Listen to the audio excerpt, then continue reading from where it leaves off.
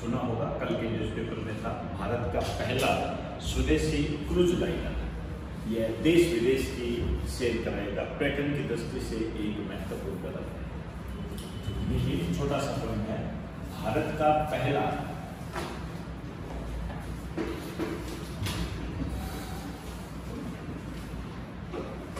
स्वदेशी cruise liner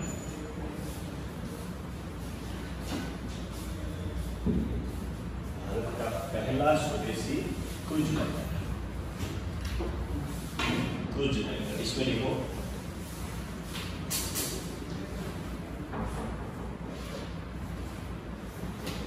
यह मुंबई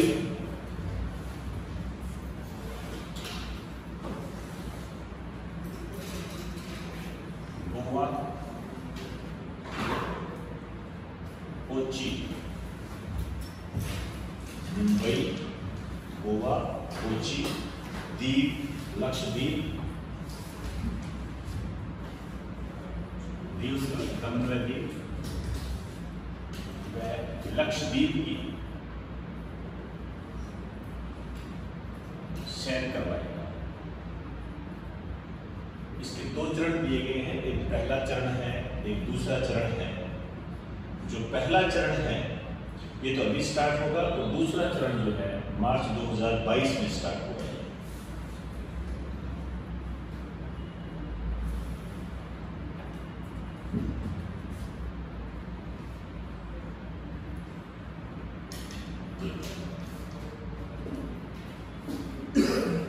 पहले चरण में जो यात्राएं होंगी ये तो होगी मुंबई की, गोवा कोची, मुंबई गोवा कोची लक्षद्वीप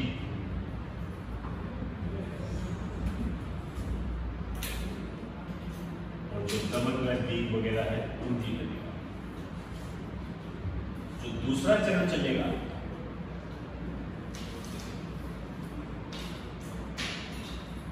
एक तो ये मार्च 2022 में चलेगा,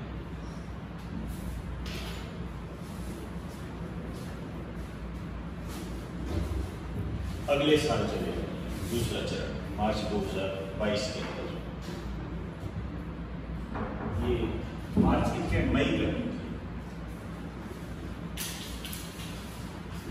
2022 में चलेगा, ये दूसरा चरण होगा। और इसमें क्या होगा, जैसे जो श्रीलंका के जो प्रांत है उनकी यात्रा करेंगे, जैसे जाफरा प्रांत हो गया, श्रीलंका के प्रांतों की सैर करवाएंगे।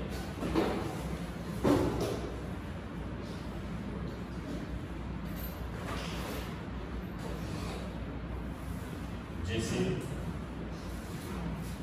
जाफना इनकी सैर करवाई जाए।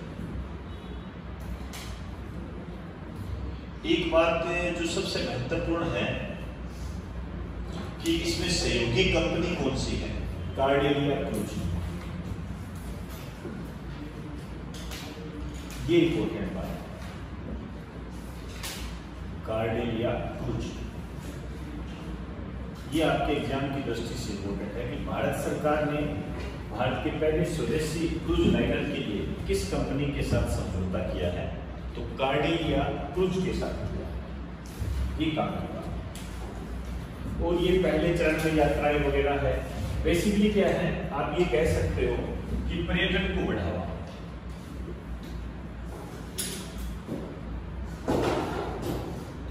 इकोनॉमी की दृष्टि से देखें तो ये एक मजबूती मिलेगी, क्योंकि आप जानते हो पर्यटन एक उद्योग।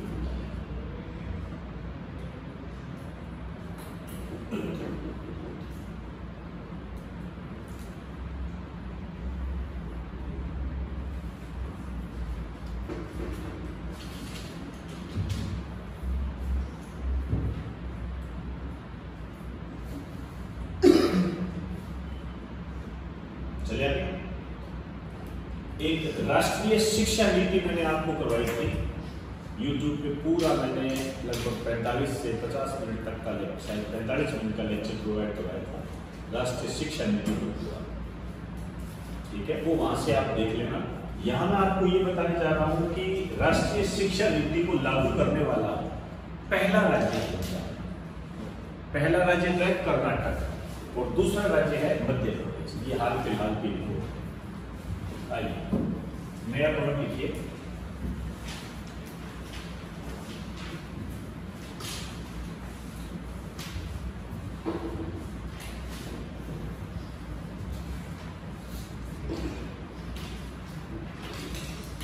राष्ट्रीय शिक्षा नीति को लागू करने वाला पहला राज्य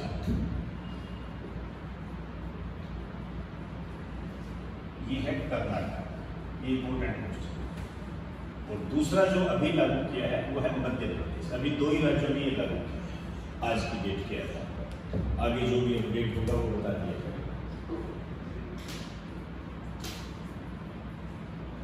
राष्ट्रीय शिक्षा नीति के बारे में आपको YouTube चैनल पर मैं बता चुका हूँ, वहाँ से आप जरूर देख लें। और इसका जो लिंक है डिस्क्रिप्शन में डाल दूंगा, वो भी देख लेना आप सारे। तो टेलीग्राम पे भी राष्ट्रीय शिक्षा नीति डाल दूँ। वैसे डाली हुई है, पुरानी है, लेकिन तुम लोग क्या ज़्यादा मेहनत करते नहीं, पता नहीं लगेगा। तो ये ध्यान रखना, इम्पोर्टेंट है। शिक्षा नीति पे क्वेश्चन भी आएगा, अभी आया भी था राजस्थान ऐसा। एक जो अब लेटेस्ट न्यूज बन रही है, पंजाब के नए मुख्यमंत्री, ये जरूर आएगा। पंजाब के नए मुख्यमंत्री कैप्टन अमरिंदर सिंह ने इस्तीफा दे दिया और ये बने हैं चरणजीत सिंह चन्नी। चरणजीत सिंह चन्नी ये पंजाब के नए मुख्यमंत्री। महत्वपूर्ण बात है, ध्यान रखना। और ये पंजाब के प्रथम दलित मुख्यमंत्री।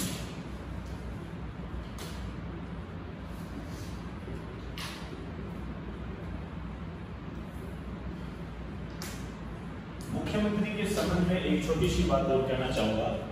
गुजरात के जो मुख्यमंत्री बने हैं वो भी इम्पोर्टेंट है, भूपेंद्र पटेल। एक स्टार डाल के लिख दीजिए।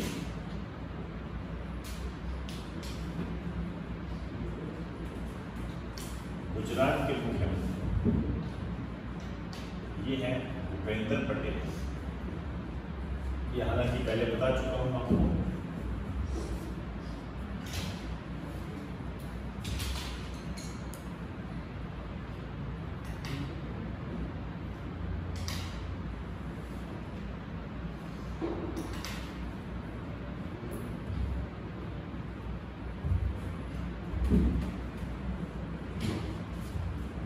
गुजरात के मुख्यमंत्री।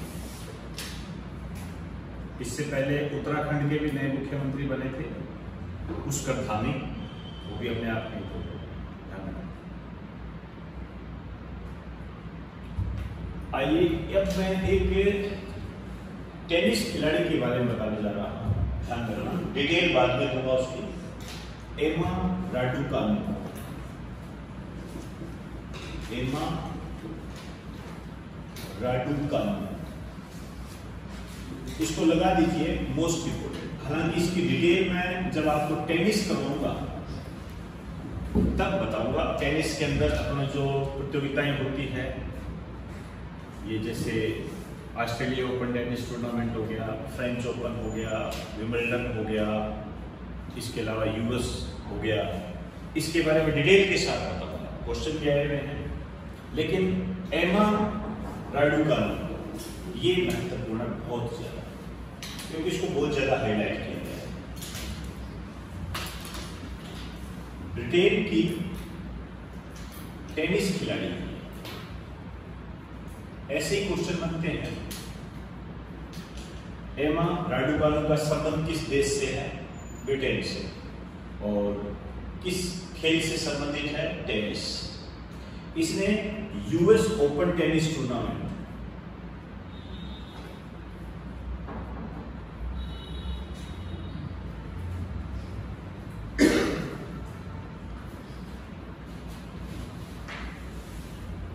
महिला एकल खिताब जीता है।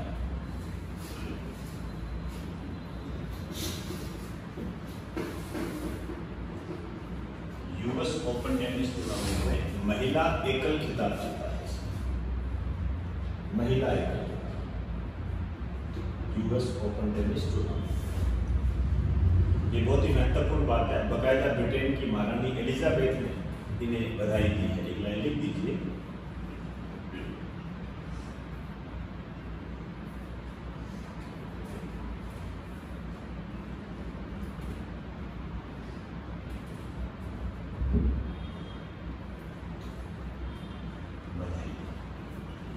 ये जो ब्रिटेन की महारानी एलिजाबेथ है, इसके अंतिम संस्कार से संबंधित एक ऑपरेशन चर्चा में आया था, ऑपरेशन लंदन ब्रिज। याद करो, मैंने बताया भी था, यूट्यूब पे है, आप देख लेना उसको। ब्रिटेन की महारानी एलिजाबेथ सेकंड के अंतिम संस्कार कैसे किया जाएगा, ठीक है, याद करो। मैंने आपको बताया था कि जब अभी इनका निधन नहीं हुआ है, बार बार देना अभी, ठीक है, अभी ये तैयारी पहले ही कर रही है। ये इसको पता है क्या क्या होगा मेरे साथ बाद में, बताओ। इसके जब इसका निधन होगा उस दिन को डी डे के रूप में मनाया जाएगा, और 10वें दिन इसका अंतिम संस्कार किया जाएगा। और इस पूरे सिस्टम को नाम दिया गया है ऑपरेशन लंदन ब्रिज। बहुत ही शानदार क्वेश्चन होता है, बहुत ही शानदार, ठीक है। चलिए अब मैं बात करने जा रहा हूं चकमा समुदाय के बारे में। नाम सुना है कभी? कहां सुना है? चकमा के बारे में कहां पढ़ा है? कहीं पढ़ा है? कहां? यहीं पढ़ा है, यहां तो मैंने बताया नहीं अभी तक। आपने पढ़ा है? कहां पढ़ा है? केरल में समुदाय है।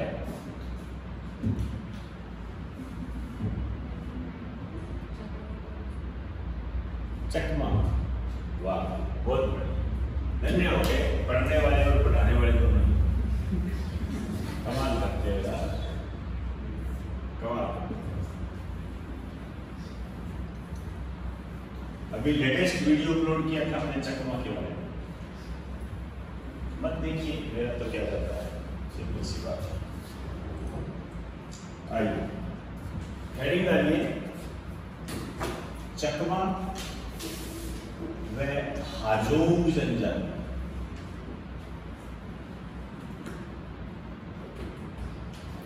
चकमा व हाजोंग जनजाति।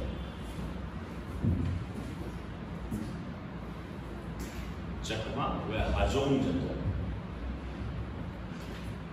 अब आप देखिए कैसे करना है इस टॉपिक को और क्यों ये चर्चा में है, ये साथ साथ आपका चलता जाएगा। चकमा के बारे में पूरी डिटेल जाननी है तो चकमा ट्राइब और चकमा मिजो डिस्प्यूट के नाम से एक वीडियो अपलोड किया हुआ है, आप रिक्वायरमेंट के आधार पर देख सकते हो, पूरी डिटेल है उसमें। लेकिन उसमें ये ध्यान रखना है कि वहां मैंने चकमा को हिंदू बताया है, ठीक है, जबकि चकमा हिंदू नहीं है, बौद्ध है।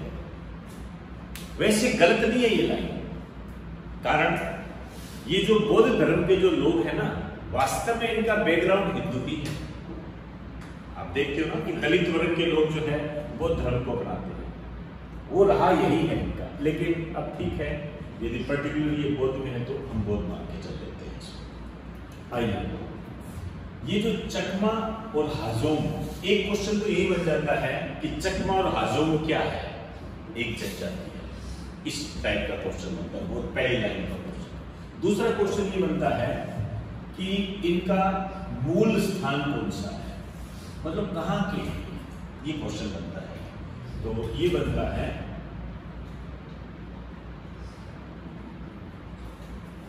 चटगांव हिल्स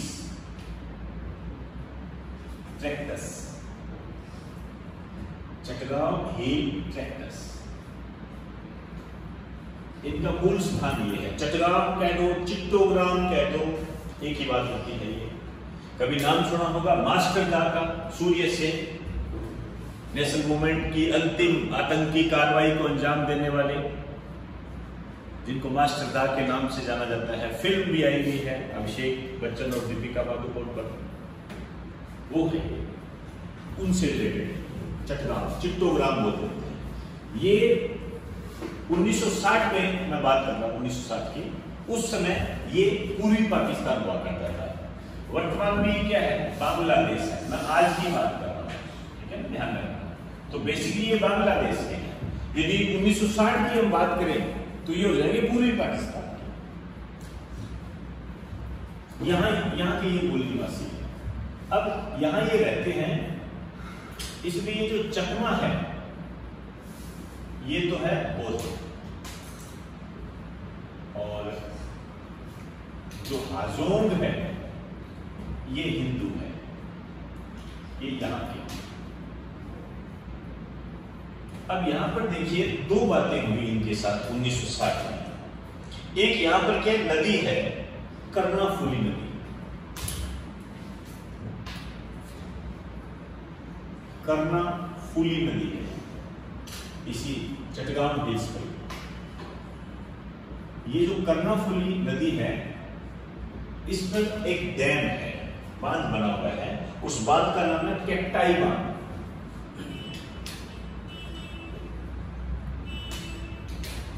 केप्टाई बांध। अब हुआ क्या था, 1960 में ये बांध टूट गया और पूरा क्षेत्र जलमग्न हो गया था। इस कारण से ये यहां से विस्थापित हो गए थे। तो एक तो बात आपने ये ध्यान रखना है कि 1960 में इसके कारण, मतलब केटपाई बांध के कारण यह पूरा क्षेत्र जलमग्न हो गया।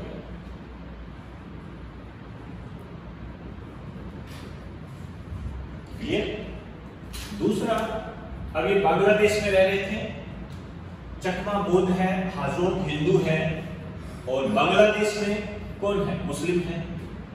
तो ये धार्मिक उत्पीड़न भी इनका खूब हुआ इनका। तो धार्मिक उत्पीड़न के भी शिकार रहे हैं। इसके आगे लिखे ना, ये धार्मिक उत्पीड़न के शिकार हैं।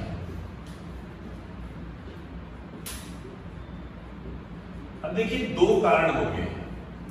एक तो बाढ़ के कारण इन्हें अपनी जगह छोड़नी पड़ी, ये तो एक प्राकृतिक कारण हो गया।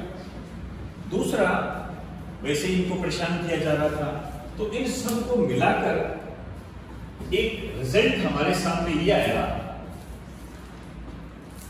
कि इन्होंने ये जगह छोड़ दी और इन्होंने भारत में प्रवेश कर दिया शरणार्थी के लिए। ये भारत में आ गए। अब आप मैप में देखना कि बांग्लादेश की सीमा को स्पर्श करने वाले राज्य कौन कौन से हैं, वहां पर आपको मिलेगा कि कौन से राज्य में आए भारत में प्रवेश किया इन्होंने शरणार्थी के रूप। जैसे अभी अफगानी भी कर रहे हैं ना, कोई वहां समस्या है उनके काबुल में, तो यहां इन्होंने प्रवेश किया। अब इन्होंने जो भारत में प्रवेश किया, इसको आपको ध्यान में रखना है। एक पहाड़ी है, लुसाई पहाड़ी पर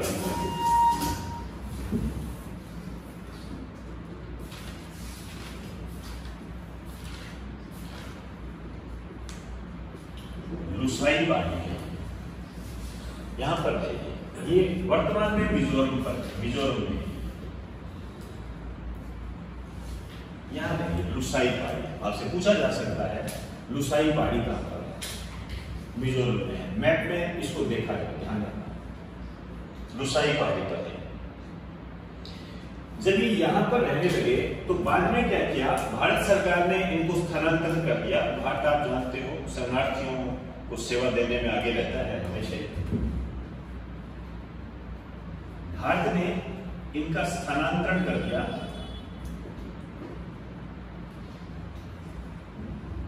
नेफा। नेफा, इस पे भी कई क्वेश्चन बने हुए हैं। एक तो पूरा नाम ही इंपोर्टेंट है, नेफा। इसका पूरा नाम है नॉर्थ ईस्ट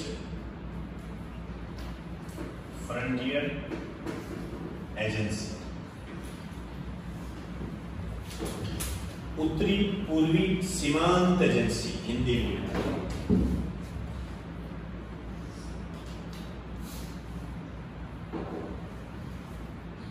उत्तरी पूर्वी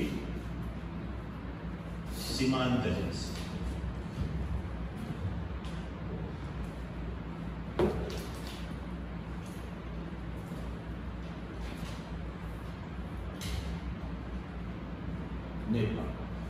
कभी नाम सुना है नेफा का?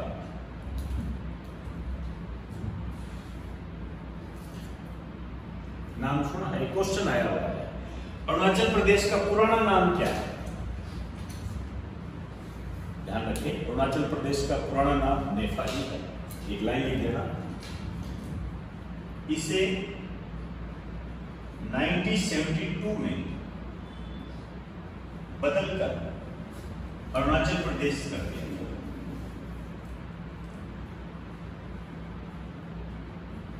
कई बार एग्जामिनर पूछ लेता है कि नेफा का नाम बदलकर अरुणाचल प्रदेश कब किया गया था? 1972 में। अंडरलाइन कर लें, क्योंकि होता क्या है, अरुणाचल प्रदेश आप जानते हो हमेशा चर्चा का विषय रहता है, तो उसके बैकग्राउंड के बारे में आपको वैसे भी जानकारी होनी चाहिए।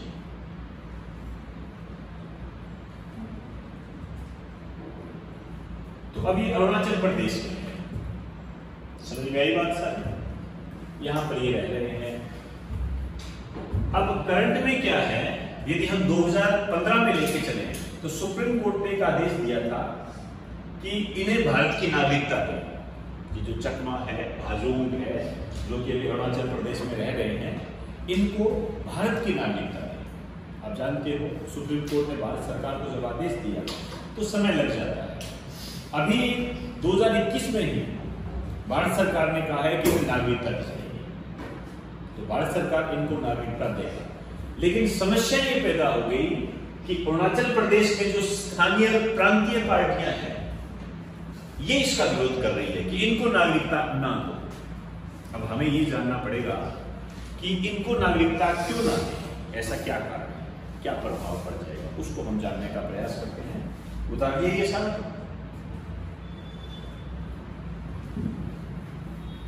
तो चकमा और हाजोंग क्या है? जनजाति। इनका मूल स्थान कौन सा है? चटगांव। ठीक है, चटगांव कहां पड़ता है? बांग्लादेश। आइए,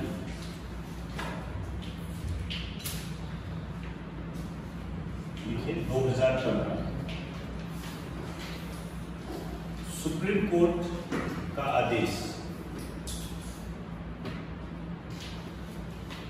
भारत सरकार चकमा व हाजोंग को नागरिकता दे।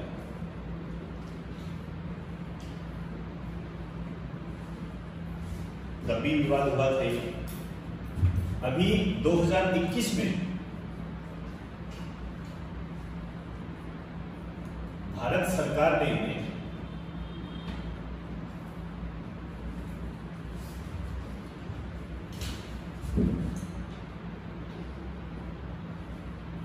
नागरिकता देने की बात कही है। तो ये करंट है, तो हमने इस बात को करंट से ऐड कर दिया। लेकिन अभी मैंने आपको कहा कि यहीं से समस्या पनप जाती है। क्या समस्या है? अरुणाचल प्रदेश के जो स्थानीय और प्रांतीय पार्टियां हैं, जो राजनीतिक दल है, वो इसका विरोध भी कर रहे हैं। ऑब्वियसली बात है, वो विरोध इसलिए करेंगे क्योंकि वहां के लोग भी यही चाहते हैं, तभी तो विरोध करेंगे, उनकी मांग है।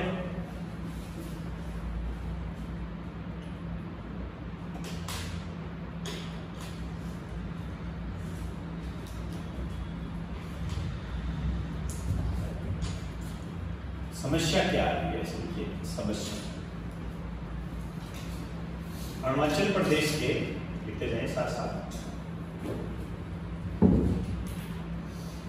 स्थानीय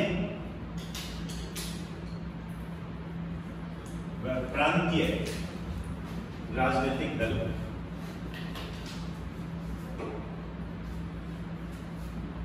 इसका विरोध कर रहे हैं।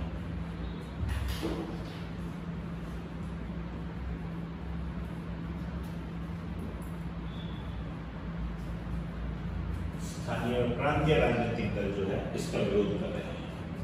अब हमें ये जानना पड़ेगा कि विरोध के बैकग्राउंड में क्या है।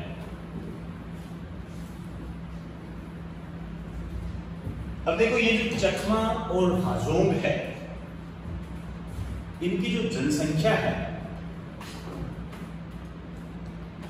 इसका कारण है चकमा व हाजोंग की जनसंख्या। देखिए कैसे जनसंख्या का सिस्टम रहा इनका। 1964-65 में जब ये आ रहे थे, ठीक है, इसके आसपास की बात है, तो इनकी जनसंख्या थी 5000। बताइए 65 में इनकी जनसंख्या 5000। लेकिन अभी जो जनगणना 2011-12 की है,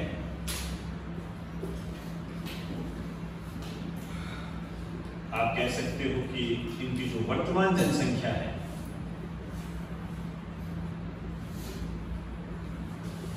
ये जो है लगभग 1 लाख।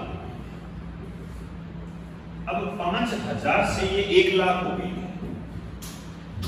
इसका क्या प्रभाव पड़ेगा? इसका प्रभाव ये पड़ेगा कि इससे क्या होगा, जो अरुणाचल प्रदेश है उसके सीमित संसाधनों का क्या है, बंटवारा करना पड़ेगा। अब बंटवारा कोई चाहता नहीं, ठीक है, एक लाइन लिख दीजिए।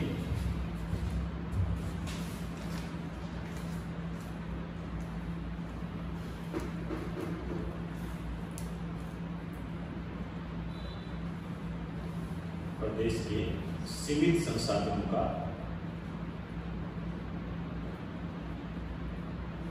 बंटवारा होगा। अब ये सबकी अपनी समस्या है। सीमित संसाधन है सभी के पास, तो यदि ये 5000 के आसपास होते या इससे थोड़े से भी ज्यादा होते तो शायद ये विरोध नहीं करते, क्योंकि इससे इतना कोई प्रभाव नहीं पड़ता। लेकिन 1 लाख से प्रभाव पड़ता है, बिल्कुल पड़ता है।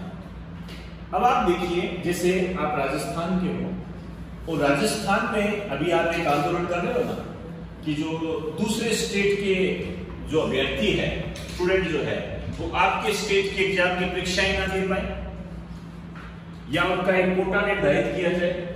जैसे 5% कोटे की मांग करते हैं तो उनका कोटा इतना ही होना चाहिए। क्यों कर रहे हो आप? क्योंकि यदि खुला ओपन कर दिया तो वो आपकी सीट ले जाएंगे। अब ये देखिए, हालांकि अब अखंड भारत के रूप में देखें तो थोड़ा उचित तो नहीं लगता है, लेकिन अपने अपने प्रांत की देखें तो ये थोड़ा सही भी लगता है, क्योंकि कई राज्यों में से कानून बना भी रखे हैं। राजस्थान के लोग भी डिमांड करते हैं कि आप भी करें, एक जो दूसरे स्टेट के हैं स्टूडेंट हैं उनका कोटा निर्धारित किया जाए। क्योंकि यदि आपके लिए जो वैकेंसी निकली है वो यदि वो ले गए, इसका मतलब आप पर तो गड़बड़ी हो गई ना पूरी। तो यही सोच के आधार पर ये इसका विरोध कर रहे हैं। समझ में आई बात सारी?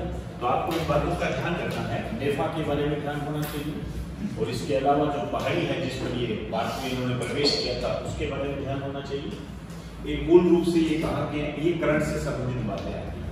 अब भारत सरकार क्या डिसीजन लेती है, क्या है, कैसे कोई करती है, ये भविष्य के गर्भ में है। देखते हैं आने वाली स्थितियां क्या कहती है। मैंने आज तक आपको जोड़ दिया है, अब आगे जो भी न्यूज आएगी साथ साथ आप उसको अपडेट करते रहेंगे। क्लियर होगी बात सर? आइए अब मैं एक मशीन के बारे में बात करूंगा, काफी महत्वपूर्ण मशीन है। आपने नाम सुना भी होगा, यदि अखबारों में पढ़ते होंगे तो ओर का।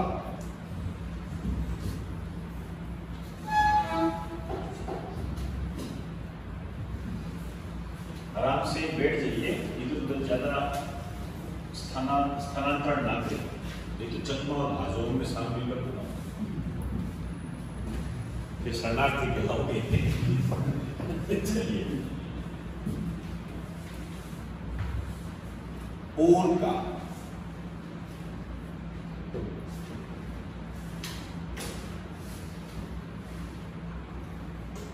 मेरे अनुभव के आधार पर इसे लगा दीजिए मोस्ट इंपोर्टेंट। जरूर आएगा, कोई हैरत की बात नहीं, जरूर है।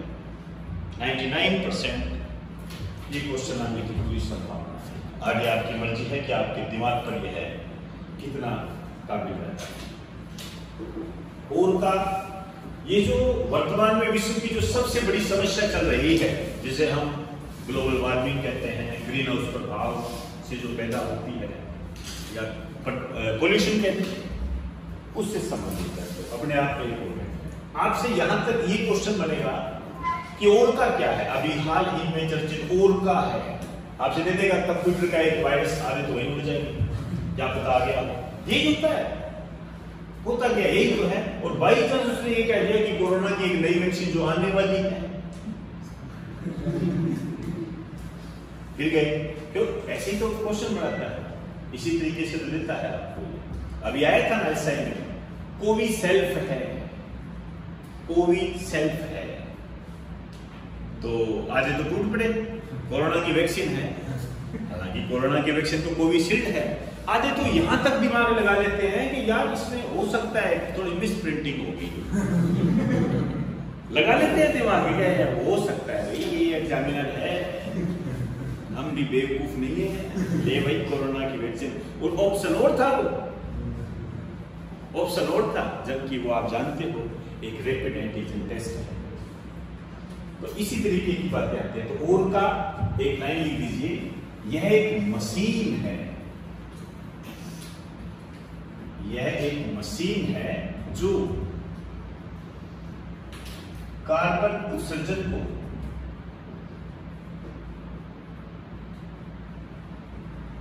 सोखने का काम करती है।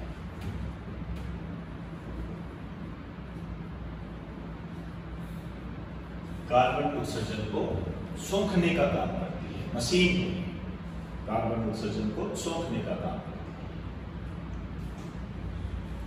अब आप देखिए, कार्बन उत्सर्जन को सोखने का काम करती है, तो ये किससे रिलेटेड होगी, ग्रीन हाउस गैसों के अवशोषण से संबंधित होगी। लिख दीजिए, ग्रीन हाउस गैसों का अवशोषण करती है, एब्जॉर्ब करती है।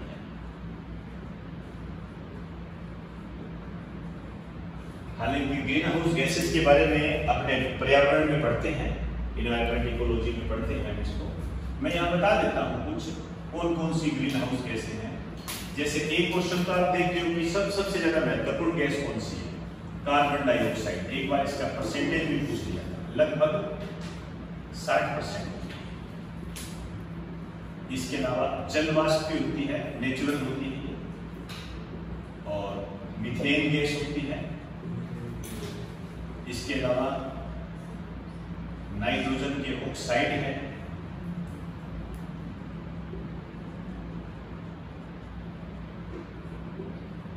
इसके अलावा CFC है, क्लोरोफ्लोरोकार्बन।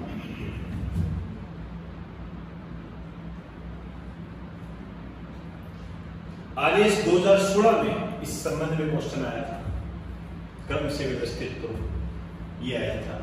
इसके अलावा दूर क्यों जाते हो, अभी राजस्थान SI का एग्जाम हुआ है, क्या क्वेश्चन आया है, निम्न में से कौन सी ग्रीन हाउस गैस नहीं है, उसमें क्या ऑप्शन दिया है, नाइट्रोजन।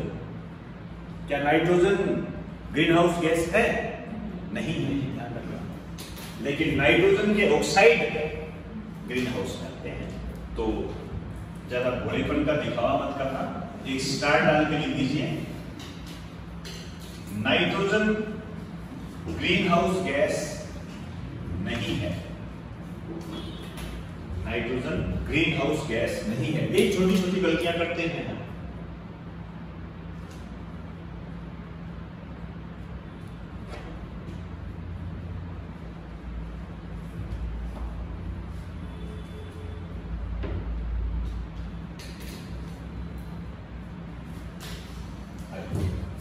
अब हम बात करते हैं, ये मशीन जो है काम कैसे करेगी, कैसे काम करेगी। एक तो इसमें क्या है, विशेष प्रकार की धातु के पंखे लगे हुए हैं। देखिए इसमें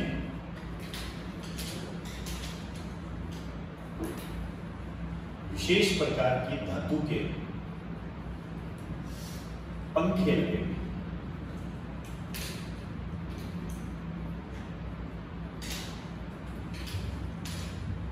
विशेष प्रकार की धातु के पंखे लगे।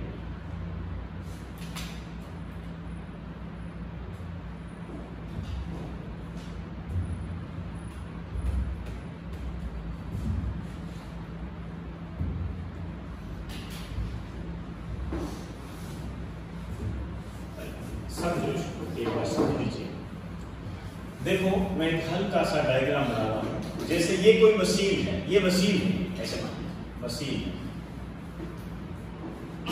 ठीक है। इसमें इस टाइप के पंखे लगे हुए हैं, ऐसे एक बना के बता रहा हूं, इस टाइप के ये पंखे लगे। ये क्या करते हैं, जैसे ये वायु है, ये तो वायुमंडल में है, और ये दूषित वायु है।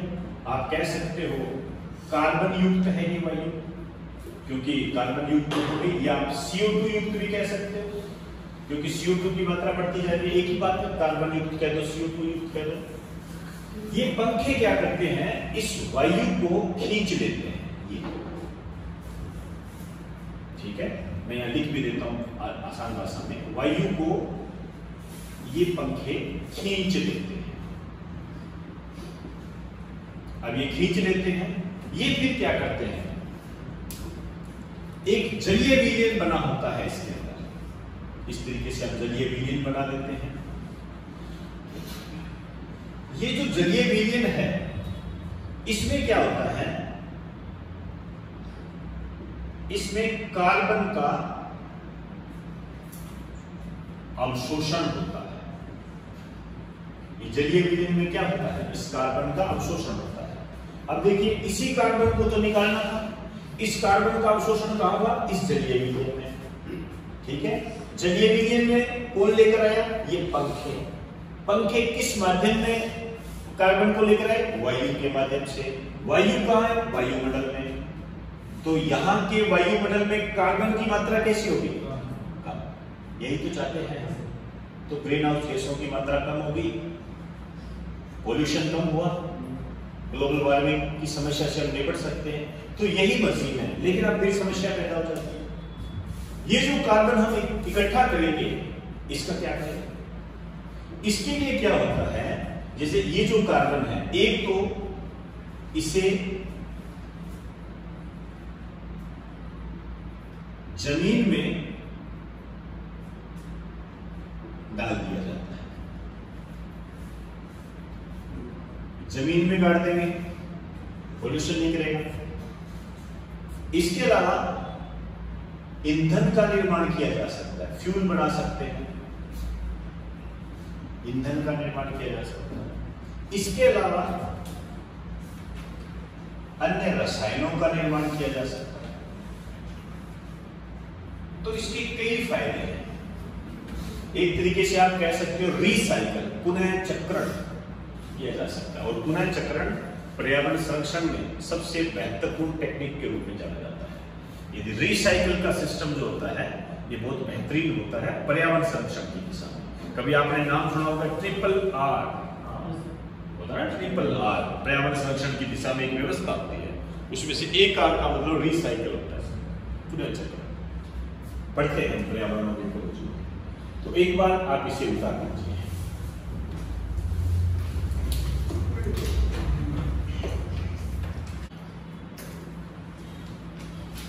अब ये बात आती है कि ये जो मशीन है कहां स्थापित की गई है। अच्छी मशीन है, एक लाइन लीजिए। यह मशीन आइसलैंड में स्थापित की गई है, आइसलैंड। आइसलैंड में स्थापित की गई है। जानते हो आइसलैंड यूरोपियन है, मैप में जब देखना उधर ऊपर दिखाई दे रहा है, लिख दीजिए।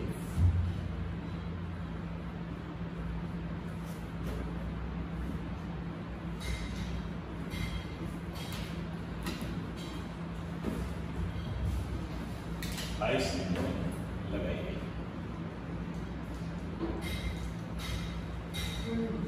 अब इसकी क्या है, कुछ लिमिटेशंस है, सीमाएं हैं। समस्या क्या है, इसकी सीमा क्या है बताता हूं, लेकिन फिर भी एक प्रयास अच्छा है।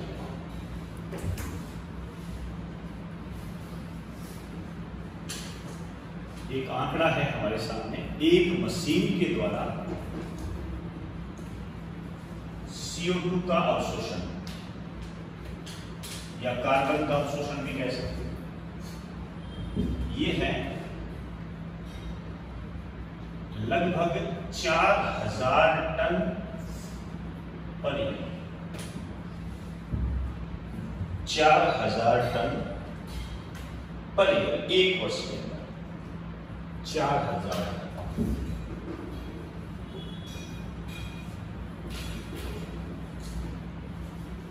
कितना अवशोषण करती है। लेकिन हमारे जो अंतर्राष्ट्रीय ऊर्जा एजेंसी है उसका नवीनतम आंकड़ा क्या है?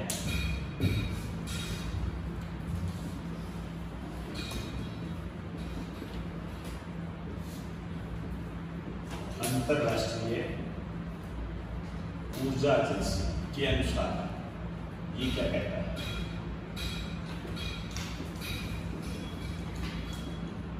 वर्ष 2020 में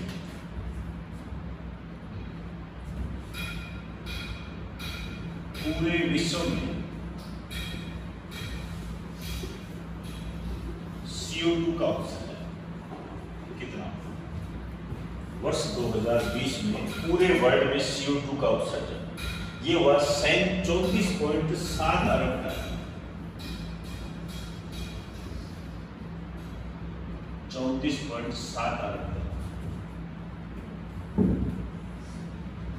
अब आप देखिए उत्सर्जन इतना होता है 34.7, मोटे तौर पर 35 अरब टन मान लीजिए, और 4,000 टन का ये अवशोषण होता है, तो बहुत कम है। लेकिन एक प्रयास है जो कि अच्छा प्रयास है।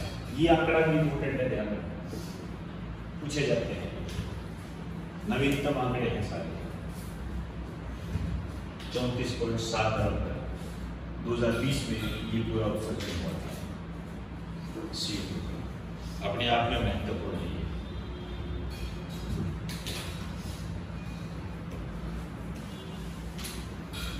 तो इसको आप कहां ऐड करोगे? जहां आपको एनवायरमेंट एंड इकोलॉजी करवा रखी है वहां पर इसको ऐड करोगे। ग्रीन हाउस गैसेज वगैरह जहां पर करवाता हूं वहां पर ऐड करोगे। चलो इसके आगे की बात अपने कल करेंगे। आज मैंने टॉपिक का